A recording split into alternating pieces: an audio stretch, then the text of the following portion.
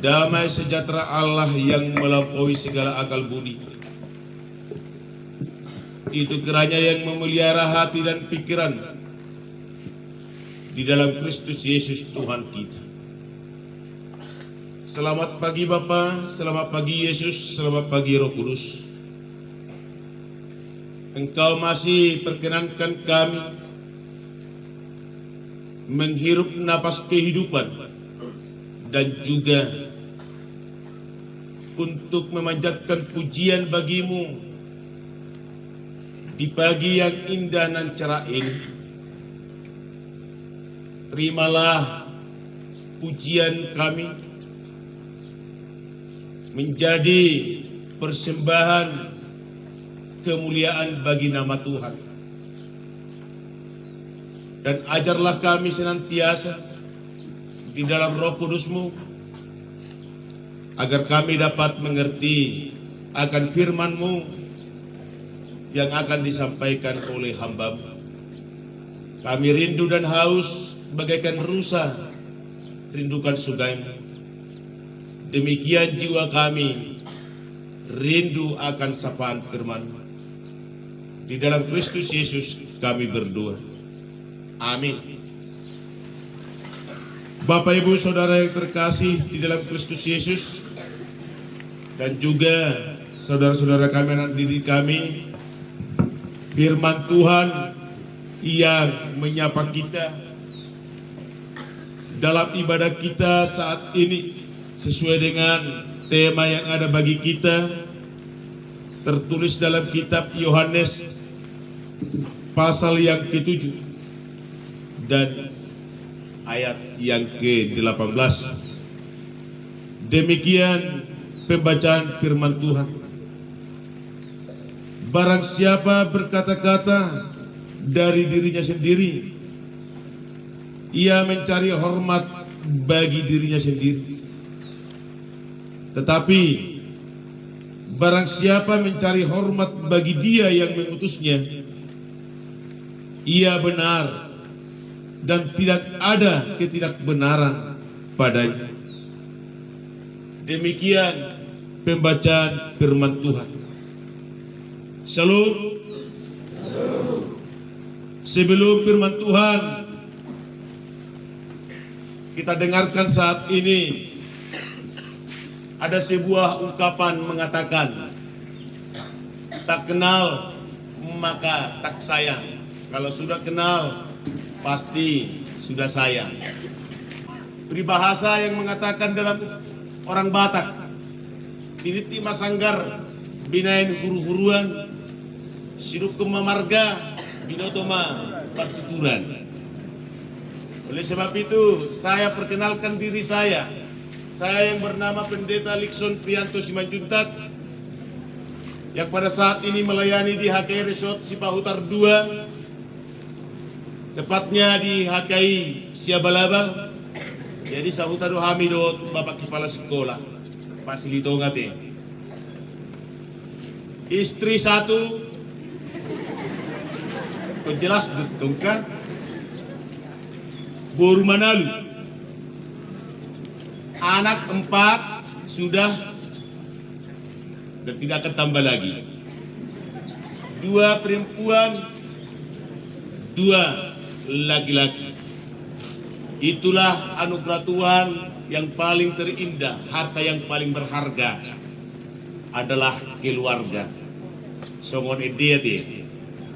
Demikian perkenalan singkat kami pada kita saat ini. Bapak Ibu Saudara yang terkasih di dalam Kristus Yesus, ada 3 perayaan yang harus dilakukan umat Israel setiap tahunnya, sehingga mereka harus berkumpul ke Yerusalem. Yerusalem adalah pusat peribadatan umat Israel. Dari manapun dan dimanapun tempat tinggalnya, mereka harus pergi ke Yerusalem untuk melakukan ketiga perayaan tersebut setiap tahun, yakni Hari Raya Paskah, Hari Raya peringatan keluarnya umat Israel dari Mesir, ke tanah perjanjian, tanah Kanaan yang dipimpin oleh Musa. Yang kedua, hari raya roti tidak beragi. Hari raya untuk mengenang pemberian Tuhan kepada umat Israel selama dalam masa perjalanan di padang gurun menuju tanah Kanaan, yakni dengan memberikan manna kepada umat Israel. Sehingga dengan demikian umat Israel harus mengetahui bahwa Allah pemberi sumber kehidupan bagi mereka selama dalam perjalanan untuk menuju Kanaan. Yang ketiga, hari raya Pondok Daun atau hari raya pesta panen, mana pesta Gotilo. Ini dilakukan setiap tahunnya bagi umat Israel. Baru dope hita panen di tokan, isi naso panen dope di hutana. Kasudah kan? Semua kita sudah panen dan sudah menikmati hasil dari pertanian kita. Tadi kami bertanya kepada Bapak Kepala Sekolah, ada jurusan pertanian di sekolah kita ini. Bagi jurusan pertanian, sudahkah Anda memanenkan hasil pertanianmu dari lahan prakteknya? Sudahkah? Sudah dipanen itu? Dalam pesta panen tersebut harus ada ungkapan syukur kepada Tuhan. Ucapan syukur atas apa yang telah Tuhan berikan lewat hasil panen yang berlipat ganda, lewat hasil panen yang baik yang telah Tuhan berikan bagi umat Israel sebagai tanda bahwa Tuhan tetap senantiasa memberkati, memelihara kehidupan umat Israel sebagai umat pilihan Allah di antara bangsa-bangsa yang ada di dunia ini. Bapak Ibu Saudara yang terkasih di dalam Kristus Yesus, pada saat pelaksanaan perayaan tersebut, Yesus bersama-sama dengan murid-muridnya pergi ke Yerusalem. Dan perayaan yang mereka lakukan pada saat itu sesuai dengan perikop kita saat ini, yakni perayaan pesta panen atau perayaan Pondok Daun. Dalam perayaan tersebut, Yesus mengajarkan di bait suci atau di sinagoge umat Israel yang berada di Yerusalem. Kepada umat Israel, Yesus mengajarkan tentang ajaran-ajaran yang sesuai dengan titah manapatik ni debata na pinasahat ni debata kepada Musa hambanya itu. Dalam pengajarannya itu, Bapak Ibu Saudara yang terkasih, semua orang yang berada di bait suci terheran dan takjub melihat akan apa yang telah Yesus ajarkan bagi mereka. Sehingga ahli-ahli Taurat heran dan berkata-kata, dari manakah dia mengetahui tentang hal tersebut? Ahli-ahli Taurat heran dan berkata, mengapa dia boleh berkata demikian? Mereka melihat dan mengenal Yesus dari sisi kehidupan orang tuanya. Dari sisi kehidupan orang tuanya, yakni anak ng tukang haudo, Yesusi. Tidak pantas dan tidak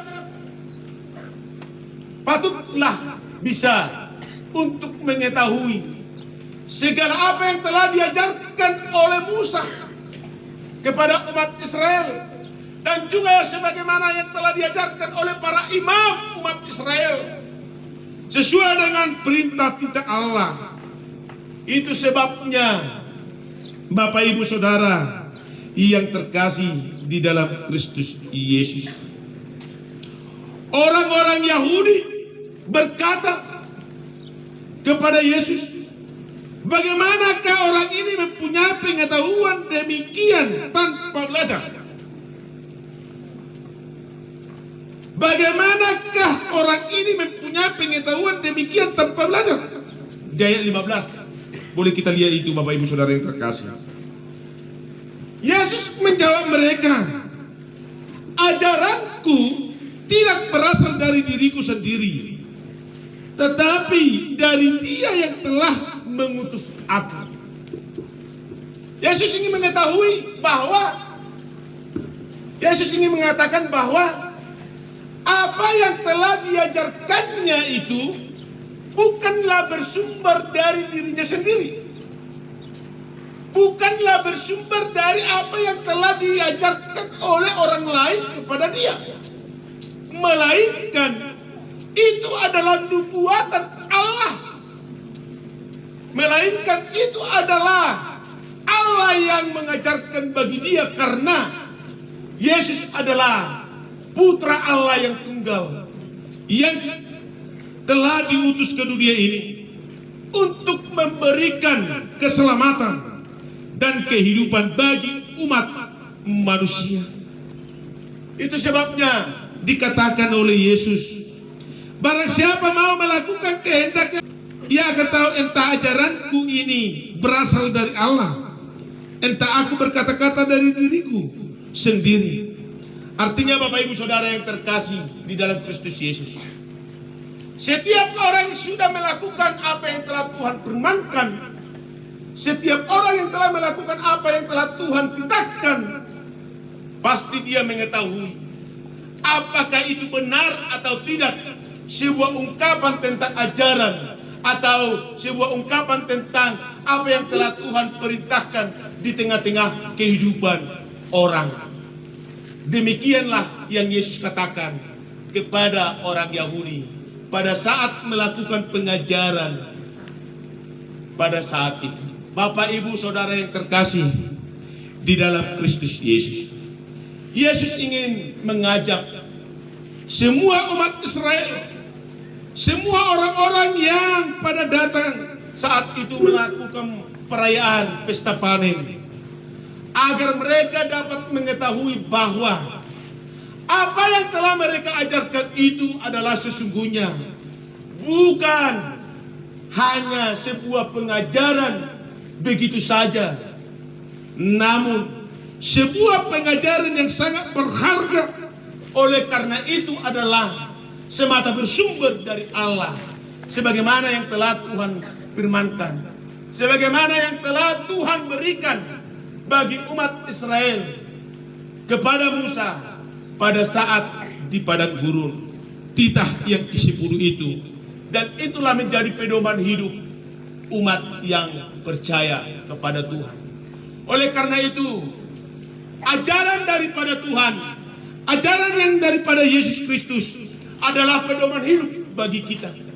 Dengan menjadikan itu menjadi pedoman hidup bagi kita, maka kita mengetahui bahwa apa yang telah Tuhan inginkan, sebuah kebaikan dari hidup kita, dapat kita mengetahui dan juga melakukannya di dalam hidup kita ini. Kebaikan itu harus kita lakukan. Apa yang dikatakan pada ayat ke-18 dan menjadi sebuah tema kita pada saat ini, yang dikatakan, barang siapa berkata-kata dari dirinya sendiri, ia mencari hormat bagi dirinya sendiri. Tetapi barang siapa mencari hormat bagi Dia yang mengutusnya, ia benar dan tidak ada ketidakbenaran padanya. Bapak Ibu Saudara yang terkasih di dalam Kristus Yesus, Yesus ingin mengarahkan umat Yahudi yang pada saat itu melakukan perayaan pesta panen, yakni agar mereka tidak memiliki kesombongan, keangkuhan akan sebuah status mereka sebagai umat Allah dan juga sebagai ahli-ahli Taurat yang mengetahui dan mengenal akan ajaran yang telah Allah berikan bagi mereka, supaya umat Yahudi jangan menjadi angkuh, tinggi hati akan keadaan hidup yang telah dia miliki. Terlebih-lebih jangan pernah berkata-kata bahwa dialah yang lebih benar, tetapi orang lain selalu disalahkan. Ini yang perlu kita hidupi, Bapak Ibu Saudara yang terkasih. Terkadang kita terlena dalam sebuah prestasi di dalam hidup kita ini, sehingga kita selalu memuji diri kita sendiri. Holan alani audoi ubanda sukses, holan alani audoi ubanda bui berhasil, dan saya telah memiliki sebuah prestasi-prestasi yang saya banggakan di dalam hidup saya. Jodoh hita songoni madok di tengah-tengah di perdalanan minggu lutau. Oleh sebab itu Bapak Ibu Saudara yang terkasih, dengan firman Tuhan yang diajarkan bagi kita saat ini, semakin merendahkan dirilah kita di hadapan Tuhan. Kalaupun ada sebuah keberhasilan yang kita miliki, kalaupun ada sebuah kesuksesan yang kita miliki, kalaupun ada sebuah kehidupan yang bahagia yang kita miliki, rendahkanlah dirimu di hadapan Tuhan. Ingatlah semuanya itu penyertaan Tuhan di dalam hidupmu. Semuanya itu adalah cara Tuhan untuk menyatakan kasih-Nya, untuk menyatakan bahwa Dia tetap senantiasa memelihara hidup kita dan menyatakan bahwa kita adalah anak yang Dia pilih, menyatakan bahwa kita adalah umat yang Dia sayangi, sehingga kita tidak patut lagi untuk meninggikan hati. Kita tidak perlu lagi untuk marhosom, tudongan. Kita tidak perlu lagi untuk benci terhadap orang-orang di sekitar kita. Kalaupun temanmu itu sukses, kalaupun temanmu itu mulai memilikinya, jangan engkau iri hati. Jangan engkau menjadi benci terhadap dia. Tetapi nyatakanlah di dalam hidupmu, aku akan bisa mengikuti dia. Aku akan bisa untuk menjadi seperti dia. Oleh karena itu, raihlah dan belajarlah untuk tetap mempelajari apa yang telah kita timba di sekolah ini, apa yang kita gali di dalam hal pengetahuan pendidikan dan juga di dalam firman Tuhan. Cara Tuhan bagi kita untuk memberikan kehidupan supaya kita tidak meninggikan hati, supaya kita tidak menjadi sombong di dalam hidup ini. Itu makanya kita menuntut ilmu di sekolah ini. Itu makanya kita menggali ilmu dan pengetahuan sesuai dengan perkembangan zaman yang ada pada saat ini. Tetapi ingat, dan jangan sombongkan itu semuanya. Dan biarlah itu semakin merendahkan dirimu, semakin memperdekatkan diri kita kepada Tuhan, bahwa sebagaimana yang telah Salomo saksikan di dalam hidupnya, bahwa dia sebagai orang yang bijaksana oleh karena Tuhan yang memberikan kebijaksanaan bagi dia. Dia sebagai orang yang sukses di dalam memimpin umat Israel. Oleh karena Tuhan yang telah memberikan bagi dia hikmat dan kebijaksanaan.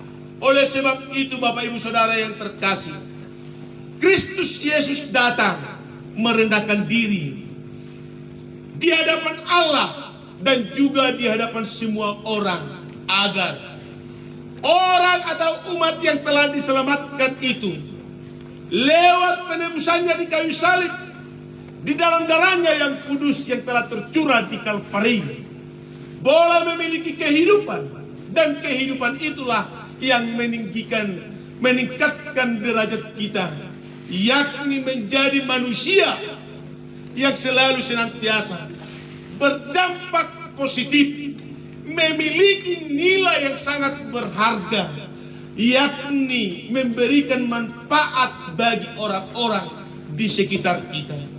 Jangan pernah kamu menggagalkan orang di sekitarmu, tetapi manfaatkan dia dengan tingkatkan dia, oleh karena Kristus yang telah menolong kita, oleh karena Kristus yang telah memberikan kehidupan bagi kita. Bagi siapa orang yang melakukan demikian, dia akan meninggikan dirinya di dalam Kristus Yesus.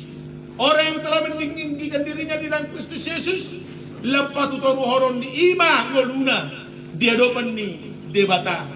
Tuhan akan semakin meninggikan dia dan namanya semakin masyhur, sebagaimana yang telah Tuhan janjikan kepada Abraham pada saat pemanggilan Abraham dari Ur Kasdim ke tanah Kanaan.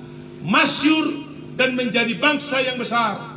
Demikianlah orang yang selalu merendahkan diri di hadapan Tuhan. Dia akan menjadi masyhur dan dia akan menjadi orang yang terbesar, terkenal, oleh karena hatinya, jiwanya, pikirannya memuji dan memuliakan nama Tuhan, memakaikan hidupnya bermanfaat dan berfungsi, berdampak bagi lingkungan sekitarnya. Amin. Kita bersatu di dalam doa. Terima kasih Tuhan buat sapaan firman-Mu pada pagi hari ini. Engkau mengingatkan kami agar kami tetap senantiasa merendahkan diri di hadapan-Mu. Dengan demikian Engkau akan meninggikan kami. Dengan demikian Engkau akan menjadikan kami orang-orang yang hebat, orang-orang yang tangguh dan kuat, oleh karena di dalam penebusan dan pengorbanan-Mu di kayu salib, biarlah kehidupan itu Tuhan nyata, dan biarlah Engkau jadikan kami menjadi pelaku-pelaku firman-Mu, agar kami tetap senantiasa setia dan selalu untuk mengikut Tuhan. Terpuji Engkau Bapa, segala proses belajar mengajar di sekolah ini Engkau yang memberkatinya, dan Engkau Tuhan juga yang memimpin para Bapak Ibu guru yang mengajar di sekolah ini. Berikan hikmat dan kebijaksanaan dan perlengkapi mereka di dalam segala kebutuhan hidupnya, supaya dengan demikian Bapa semuanya boleh terpenuhi akan segala apa yang mereka butuhkan di dalam kehidupan keluarganya. Bapak Kepala Sekolah kami yang memimpin sekolah ini, kami bawakan ke dalam tangan hikmat dan kebijaksanaan yang daripada Tuhanlah tetap senantiasa menaungi hati dan pikiran Bapak kami ini.